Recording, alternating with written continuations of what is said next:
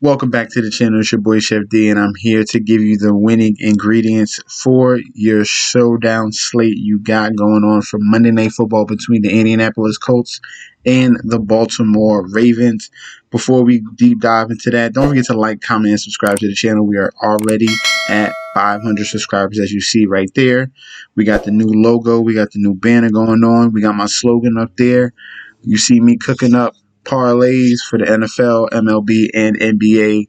Hope you guys appreciate it. Now let's get into this. All right, let's go to DraftKings and let's figure this out. We have some variables here. We have the Baltimore offense, which was a running offense, but now they're not really running an offense. Not anymore, and Lamar Jackson's throwing the ball more. That's a little bit awkward. Then you got in the Indianapolis Colts on the other side. Carson Wentz trying to, recreate his career right now. He definitely has weapons and a decent running game with a line. So can they compete with the Baltimore Ravens? Let's go player by player, and I'll let you know what are my favorite choices at captain and at the flex position. Starting off with Lamar Jackson. Lamar Jackson is a definite, okay? Either in flex or in the captain position, I'm going to play Lamar Jackson. He's a big dual threat that you need to have in your lineups. I don't think, the Colts have the capabilities to, corral him, but they have been playing worse this year. The secondary has been exposed, and it's not the same. It's not the same Indianapolis Colts defense because they are struggling from that corner position. And as you can see, I spoke about it. 300 yards against Denver, 287 against Detroit. So he's passing the ball a little more efficiently and better this season. The rushing upside is still there, 28 yards, 58 yards, 107 against KC with 2 TDs, and then 86 yards. So the upside is still there. It's just that he's throwing the ball a little bit more, and this is going to improve him. All right, improve him as a quarterback, as a threat, and not saying he's a great passer now, but it's good to see that he is putting some things together. All right, so we're definitely going to play Lamar Jackson. Let's put him there in the flex position. Marquise Brown has been getting touchdown lucky, so this is a decent dart in your tournaments. Cash games, yes. Tournaments, I would shy away from him because that's a lot of your salary already in 2 guys. I feel like I can go to other guys in this offense that are getting more snaps. So Marquise Brown is an okay option as your cash. Watch out for your GPPs, okay? Just let's look at the snap counts really quick. If we're looking at snap counts, he's all the way down here. Marquise Brown is below Sammy Watkins, below Mark Andrews, and he's getting a 67% team snap. We got Sammy Watkins at 81.8, and then you got Mark Andrews at 74.2. And like I said, he's getting touchdown dependent. If you take these touchdowns away, he's having poor performances in each of these weeks. As you can see against Detroit, no touchdown, only 8 fantasy points. Beware of that, okay? So in my opinion, I'm going to fade him in my lineup builds. Next will be Carson Wentz. Carson Wentz is going up against the Baltimore Ravens defense. If we're looking at that, Baltimore Ravens defense against quarterbacks is currently ranked 11th in the NFL, so that is not great. You can play him. He is another type of dual threat running quarterback as well. He has the upside to rush the ball, 23 yards rushing in week 1, 37 yards rushing in week 2. Miami only got 8, but the threat is there, okay? Usually he will tend to pass the ball, but against this Baltimore defense at home, you don't expect him to go for like 300 yards in a really big day, okay? So I would reduce my usage of Carson Wentz and be more of a Baltimore-centric build, okay? But he is viable.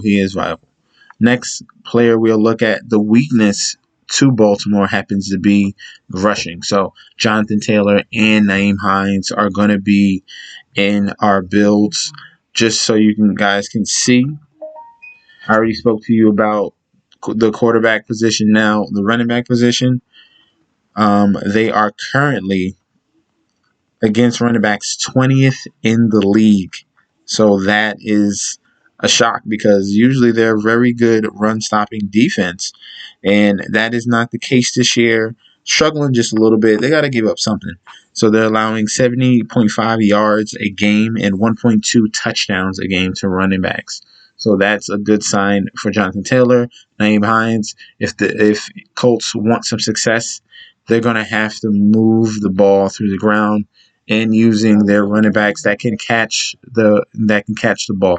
So we definitely like Jonathan Taylor at 9,800. All right. Next player we're gonna go with Michael Pittman.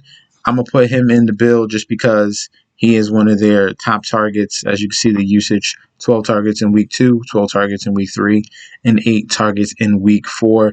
Has not gotten to the end zone yet, but things can definitely change. And I like him at his price currently. So we're going to put him in the build. All right. 9,000. If you're looking for cheaper options at wide receiver, Zach Pascal can be one of those guys just because the snap counts. He is right behind Michael Pittman, as you can see right here. Michael Pittman, 91.6 team snap percentage, and then Zach Pascal is at 88%, right below him. So if you want to switch things up, be a little bit different, not advising to use both of them, but if you want to use one or the other, definitely. The next play we're going to go with will be Mark Andrews, and then after that, I'll tell you my favorite wide receiver play in this matchup. So Mark Andrews obviously has been one of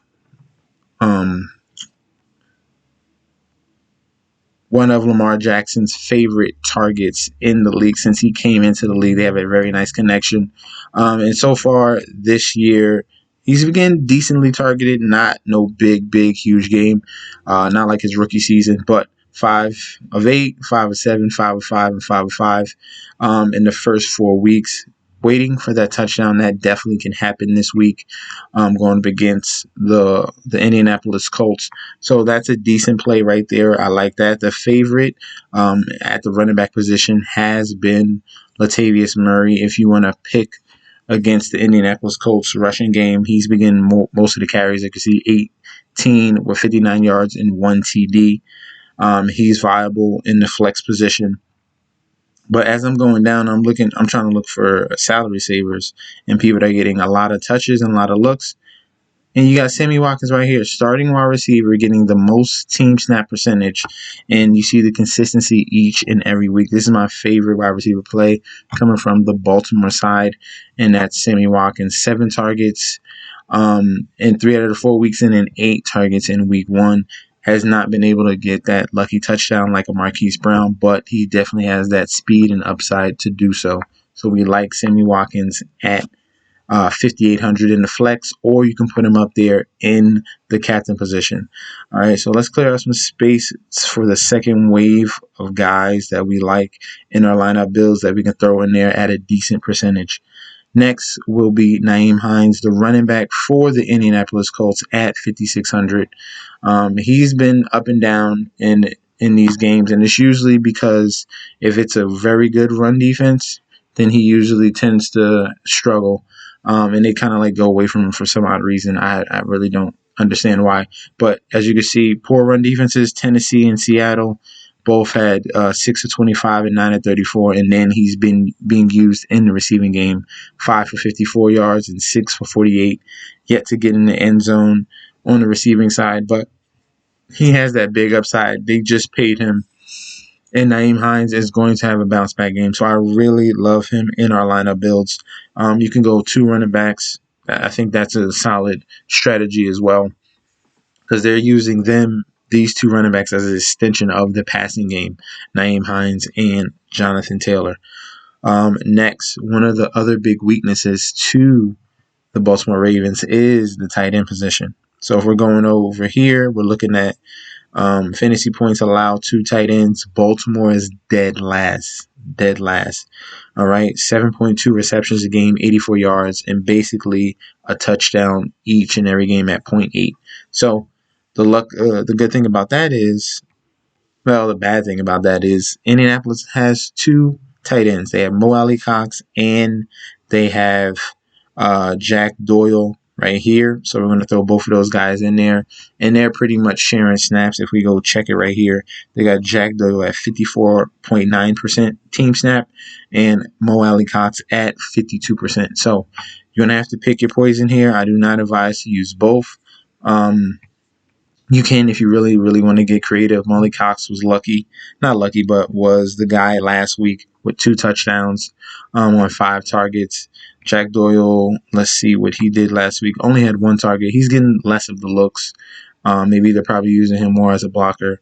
But things can change. As you can see in week 2, 5 for 64. And in week 1, he was 3 for 21. But if I'm choosing one out of the other, I prefer Mo Alley Cox over Jack Doyle. All right. In this game, if I'm thinking about kickers and defenses, defense maybe because Wentz can be turnover prone, but I really don't think you need to go that route with defenses. It's rare occasions where you need to. Kickers, you could if you're as your late flex position there. He's not even a kicker. Where's the freaking kicker at? Justin Tucker. So you can go this route. Baltimore is home. They're going to be able to move the ball easier in a situation where they can't get that third down. They will easily bring out one of the better kickers in the league, as you can see, 90%. Justin Tucker. All right. So you can, if I'm choosing one or the other, I obviously you take Justin Tucker over Blankenship. But these are throwing like maybes. They're throwing the darts. Last flex position type guys. I'm going to avoid both defenses, but both kickers are viable for the Monday Night Football game. Let's see if we can find any other cheaper guys below. Le'Veon Bell, no. Tyson Williams has been supplanted by Latavius Murray. And it's pretty much ugly down here. Marlon Mack, they are giving him some touches because they probably going to use him as trade bait. As you can see, 10 attempts against Miami, but he would need to get in the end zone. That's very rare. And other than that, you want to go below here. There's not really much juice down here. So if I'm choosing a last ditch effort cheap salary position spot, it's going to be one of the kickers. Other than that, we're going to stick with the main 8 guys, and we're going to rotate those guys in the flex and captain position, okay? So let me know how you feel in the comment section down below about the Monday Night Football slate. Is there another guy that you think can be in that captain spot, or you think might have a better game, or in that flex position? Is there a cheaper guy that I did not speak about? Let me know in that comment section down below. Don't forget to like, comment, and subscribe to the channel. Follow me on Instagram and Twitter at MessageSD, and I'll be back with another video very soon. Peace out.